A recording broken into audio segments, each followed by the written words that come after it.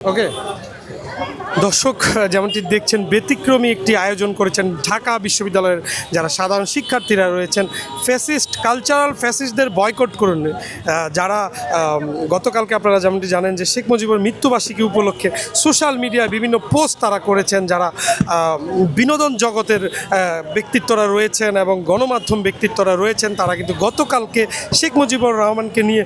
Social মিডিয়ায় বিভিন্ন post করেছেন সেই পোস্টকে কেন্দ্র করেই কিন্তু আজকে ঢাকা বিশ্ববিদ্যালয়ে যারা সাধারণ শিক্ষার্থীরা রয়েছেন তারা ব্যতিক্রমী একটি উদ্যোগ নিয়েছেন জুতা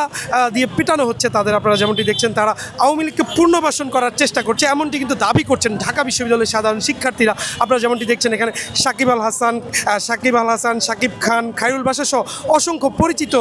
বিনোদন ব্যক্তিত্বরা রয়েছেন এবং গণমাধ্যম ব্যক্তিত্বরা রয়েছেন তাদেরকেই কিন্তু ঢাকা বিশ্ববিদ্যালয়ের সাধারণ শিক্ষার্থী যারা রয়েছেন তারা জুতা দিয়ে পেটানো হচ্ছে এবং জুতা নিক্ষেপ করা হচ্ছে আপনারা যেমনটি দেখছেন ঢাকা বিশ্ববিদ্যালয়ের সাধারণ শিক্ষার্থীরা যেমনটি বলছেন যে ফ্যাসিস্টকে পুনর্বাসনের চেষ্টাই কিন্তু তারা করছেন এবং ভালো ফ্যাসিস্ট এবং খারাপ ফ্যাসিস্ট তারা বলছেন ফ্যাসিস্ট তো ফ্যাসিস্ট সেখানে ভালো নেই খারাপ নেই আওয়ামী লীগ ভালো যা খারাপও তা আওয়ামী লীগের যিনি শেখ মুজিবুর রহমান তৎকালীন ছিলেন তিনিও কিন্তু এই ফ্যাসিজমের শুরুটা কিন্তু তার হাত ধরেই হয়েছিল।